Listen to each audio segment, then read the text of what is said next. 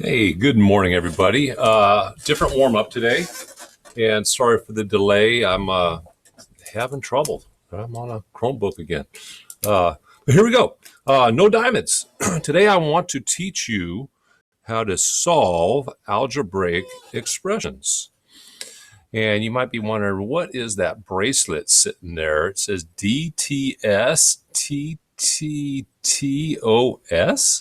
What is that all about? That's actually a bracelet one of my former students made for me when she was in seventh grade after they were solving algebraic equations and going back to what I taught her in sixth grade and something she remembered that she thought she'd share with me. And I think it's pretty cool. I think you will too later. Right now, you're wondering, what is that? Anyway, set that aside. And there's a couple things about solving algebraic equations that you have to know. Okay. One is I want you to remember this saying, a Japanese saying, Mr. Shibes taught me, that slow is smooth and smooth is fast. Okay, which just sounds kind of crazy when you first hear it. But think to yourself, slow, you're taking something slow. There's not a lot of bumps, is there, if you take it real slow? It's nice and easy, right? And if things are going smooth, well, things can go pretty fast, right? So you put those weird things together and you end up learning that slow is smooth and smooth is fast. And what I mean by that is try not to take a shortcut. Try to really pump the brakes, as they say, and take it slow as you first start doing algebraic equations, and learn the steps. Okay, because there's going to be parts where you're going to want to jump ahead.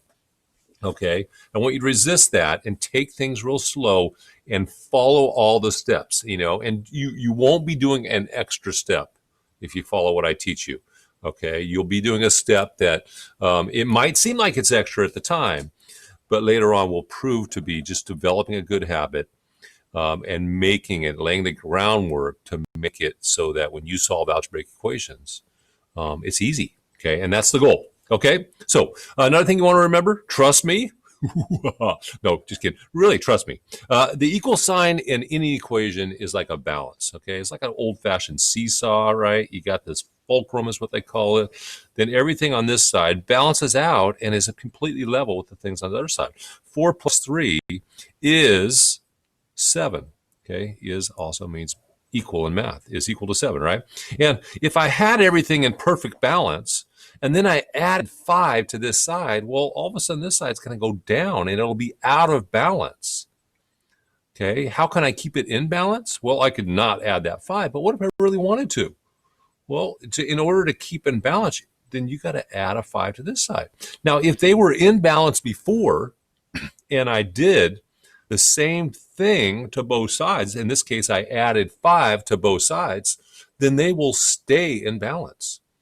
Okay, what if I had everything in balance, the 4 plus 3 plus 5 and the 7 plus 5? They were in perfect balance, everybody agrees. And then I subtracted 2 from this side. Well, if I subtract 2 from this side, all of a sudden it gets lighter and this side floats up and it's out of balance. Unless I do the same exact thing to this side. If I subtract 2 to this side and this side, then they will remain in balance. Okay, and that's something to really drill into your brain so you know it. You can do anything you want to one side of the equation as long as you do the same exact thing to the other side. Same exact thing. Okay, I can do anything to one side as long as I do the same thing to the other. They will stay in balance.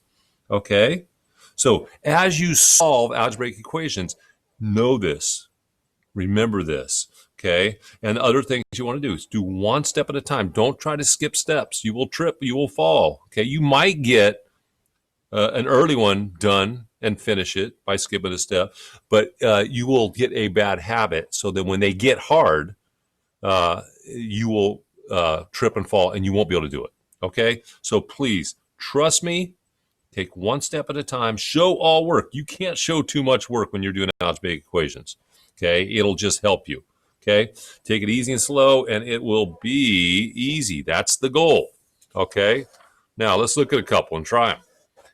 X minus 7 and 2/10 equals 19 and 11 hundredths. Now, what do I want to do? My goal is to find out what x equals, right? Okay, and when I find out what x equals, I have the x by itself on one side of the equal sign. What is that called? The goal is to isolate the variable. X is the variable, right? That's the thing I don't know what it is. Isolate variable. And think about that word isolate, okay? My kid likes the game show Survivor, right? Where they're on an island and you don't like someone, you kick them off the island. Well, X needs to kick everybody off the island so he can be by himself. Now, think of the word island. ¿Cómo se dice island in español? Some of you are saying, huh? I need the closed caption on. He's speaking Spanish, right? Isla is the Spanish word for island. You know, island has that silent S. Okay, and think about ISLA, ISLA, ISLA. So the word isolate really translates to you kind of want to put it on an island by itself. Okay, so that's our goal. Now let's look at our problem. What is up here with the x that I got to get rid of so I can have the x all by itself? Well, a lot of you right now are saying the 7.2, but it's not just a 7.2. It's the minus 7.2. And how do you get rid of a minus 7.2? Well, this is what you have to remember. How you get rid of anything, okay, is you do the opposite. I don't know if you've ever done something on a computer and then said, oh no, and then found this button that says undo. Undo is like whatever you did, it takes it back. I take it back, right? Right? Whatever you did, you take it back. Well, wouldn't it be cool if life had that? So you know, you said something that you regret and you think it was mean. Wouldn't it be cool if you can press undo, right? Unfortunately, we don't have that. But in math, we do, right? And it's sometimes in real life you do. You know, you walk 3 steps and you say, oh, I don't like it here. You walk 3 steps back, right? Okay, you climb up 2 feet and you say, you know what, I'm getting a little scared of this height, and you climb down 2 feet and you're back where you started. That's an undo, right? And that's kind of what you're doing. You're doing the opposite. So you have to remember that in math, to do the opposite has a word, it's as an expression, it's called doing the inverse. Anybody know the next word? Operation. Think about operations, right? Order of operations. Adding, subtracting, dividing, multiplying, exponents. Those are all operations that you could do in math, right? Well, what is the opposite operation, the inverse operation to addition? Right? You had something, okay, and you added something to it. What's the how do I get back to 4? Well, I added 4, added 3, and now I have 7. How do I get back to 4? Well, how do you get to 4 from 7? You subtract 3. Well, think about that. If I subtract 3, I'm back to 4. Subtracting 3 is the opposite of adding 3. It's the inverse operation. Okay? So you need to know that when you're solving these, you're going to be looking for what do I have to kick off the island to isolate the variable to get the letter by itself. And in order to do that, I have to do what's called the inverse operation, or the opposite. So back to our problem. I want to get rid of a minus 7.2. Think to yourself, what's the opposite or inverse operation for minus 7.2? You think you know? It is adding 7.2. If I add 7.2 to the minus 7.2, well, these things are opposites. They cancel each other out, and all that will be left is what I want, the x. But, Mr. Daniel, you said that all equations were like giant balance beams or scales, and everything was in balance, and you just added 7.2 to this side. Isn't that going to make this side too heavy now and have it be leaning like this, out of balance? Yes, it will.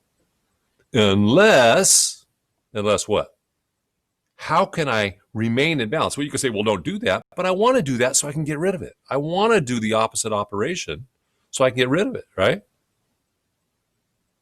Yes, I have to do the same exact thing to the other side. So if I added 7.2 to this side, I can do that if and only if I do the same thing to the other side. You guys see that? Okay, now what's going to happen? Well, these two things, this minus 7.2 and a plus 7.2, they are going to cancel each other out because they mean zero when you put them together. I have $7.2 and I owe $7.2. Well, even Steven, right? They go away, poof. So all that's left now is X by itself, which is what I wanted, and the 19 and 1100s plus 7 and 2/10 on this side. All I have to do now is figure out what that is, and I've solved my equation. 19 and 1100s. Remember, line up those decimals, stack them. The decimal comes straight down. Fill in zeros if it helps make it less confusing. So I end up with 26 and 3100s. I have solved my equation. Now, especially when you first start these, but really your entire life when you do these, if you solve an equation and you really care about that answer, you kind of want to check. If X actually equals 26.31, then can't I substitute 26.31 in for X? Right, it's the same thing, right? Well, if that's true, then I can write in my original problem 26.31 minus 7 and 2/10, and it should equal 19 and 1100s, right? 19 1100s. So let's see if that's true. And remember, when you add or subtract decimals, you stack them and line up those decimals. And if they don't come out to the same spot, go ahead and make them come out to the same spot so it's easier. 1 minus 0, 3 minus 2, 26 minus 7. Boom. We did it. We did it. We checked it. Okay? How's that? Not too hard? Take it slow? Let's do another one. Okay? A plus 3 and 600ths equals 14 and 8/10. Well, what's my goal? To get the A by itself. What's that called? Isolate the variable. How do I get the A by itself? Well, I have to get rid of everything else. What do I have to get rid of? Not just the 3.06, the plus 3.06. How do you get rid of a plus 3.06? You do the inverse operation or opposite. What is the opposite or inverse operation to plus 3.06? Hopefully you said minus 3.06. But Mr. Daniel, you had an equation, it was in perfect balance, and you just ruined it by subtracting something from that side. How do I get back in balance? Hopefully you said do the same exact thing to the other side. If you do the same exact thing to the other side, it will remain in balance. Now, what's going to happen with a plus 3.06 and a minus 3.06? They cancel each other out. They're opposites. All that's going to be left is what I want is this A. And on this side, I have 14 and 8/10 minus 3 and 600ths. Let's figure out what that is again. Stack them. And this is definitely one where you want to stack them and look at it and fill in zeros. Don't just bring that 6 down. If you fill in that 0, you're much more likely to say, oh, I got to go borrow. All right? 10 minus 6, 7 minus 0. The decimal comes straight down. I get 11 and 7400ths. Boom! Pat yourself on the back. You solved another algebraic equation. Now, what should we do next just to make sure? If A actually equals 11.74, then I should be able to substitute A in for, or 11.74 for A, and into my original equation, and I should have something that is true. Is this true? Well, let's check it. 11 and 7400ths plus 3 and 600ths. Decimal comes straight down. That's 10. Carry the 1.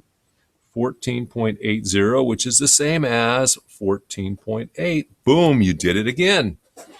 Okay, cruising. 3M, what does that mean? Okay, well, a letter next to a number means you're going to multiply. If there's nothing in between it, it's like parentheses, right? Right? 6 parentheses 7, that means 6 times 7.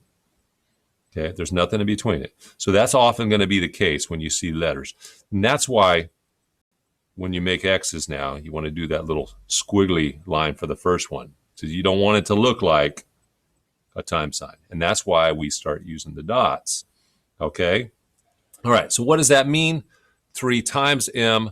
I like to have the letter first. Remember, 3 times M is the same as M times 3. That's the first thing I do. Okay? And again, I want to, what's my goal? Isolate the variable. I want the M by itself. How do I do that? I get rid of everything else. What do I have to get rid of? Not just the 3, the times 3. How do I do that? Inverse operation. Opposite. What is the opposite of times 3? Well, hopefully you said divided by 3, right? Because divided by 3, we'll get it back. If I blew something up 3 times bigger than it was, and then I shrank it 3 times, it'll be back what I started with. Now you're saying, Mr. Daniel, you had an equation. It was in perfect balance, and you just ruined it by dividing this side by 3. It's no longer in balance. Please help me get back in balance, kids, so those kids stop yelling at me. How do I do it? Hopefully you said, do the same thing to the other side. Do the same thing to the other side. Ha! I told you you'd like it. All right. Now, times 3 divided by 3, those are opposites, inverse operations, right? They disappear, and all that's left is an M. And on this side, I have 132.2 divided by 2. How do you solve that? Well, 2 into 132.2. When you have a decimal inside the box when you're dividing, all you do is bring it up. 2 goes into 13 6 times. 6 times 2 is 12. Bring down the next number. 2 goes into 12 6 times. That's 12.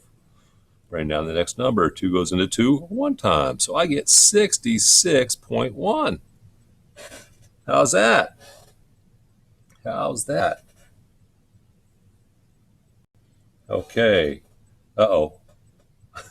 Look what I did. I was supposed to divide both sides by 3.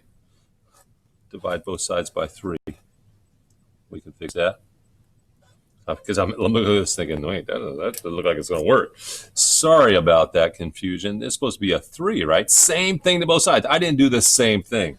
I divided this side by 3 and divide this side by 2. You can't do that. 3 into, let's make some more room here because I'm dividing. 3 into, and I hope me making mistakes is not confusing. Instead, I hope it is empowering to you to let you know that, hey, we're humans. Humans make mistakes. Okay? Now, the other big mistake here is 3 will not go into 2, right? And I'm going to end up with a repeating decimal here, which, yeah, it's a mess. It's a mess. It's going to go 23 goes into 26 times. When I multiply, I get 18, so I get a 2, and I add another 0. So that's going to be a 6 forever. Okay? So I apologize for that one. That one's going to be a little bit confusing.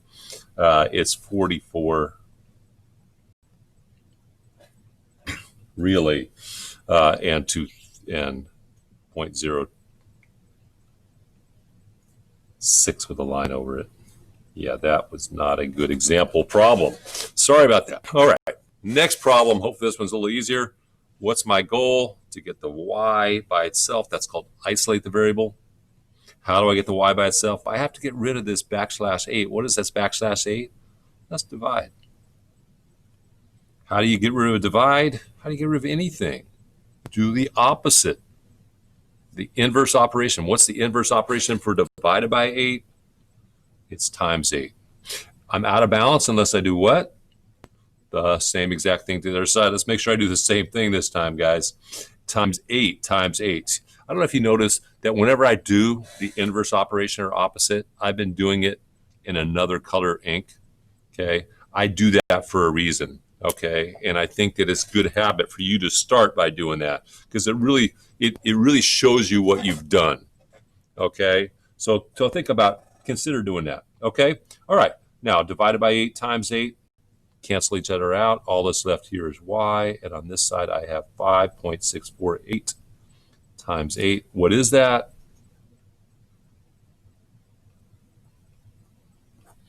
$64, carry the 6, 32 and 6, 38, carry the 3, 48, 51, carry the 5, and 45. Now, I went over 3 spots to pretend there was no decimal, so I have to go back 3 spots. Okay, 45.184. Okay, all right. If that is my answer and that's true, I should be able to substitute and say 45.184 divided by 8 should equal 5. And let's see if that's true. 45.184 divided by 8. Okay, the decimal comes straight up. 8 goes into 45 5 times because that's 40, right? 8 goes into 51 6 times because that's 48. 8 goes into 38 4 times, right? Because that's 32. And 38, 32, that's a 6. And how many times 8 going to 64? And that's what we started with, right? So that is true. You have learned how to solve algebraic equations. Hopefully tonight's homework is easy for you. But again, remember those rules. Trust me, take it slow, take it easy. You can do anything to one side as long as you do the same thing to the other. And really, you can't show too much work here. Okay, look at all these steps I did with each of these problems. Okay, take your time, take it slow. Slow is easy, slow is smooth, and smooth is fast. Okay, all right. Sorry for the length of this video.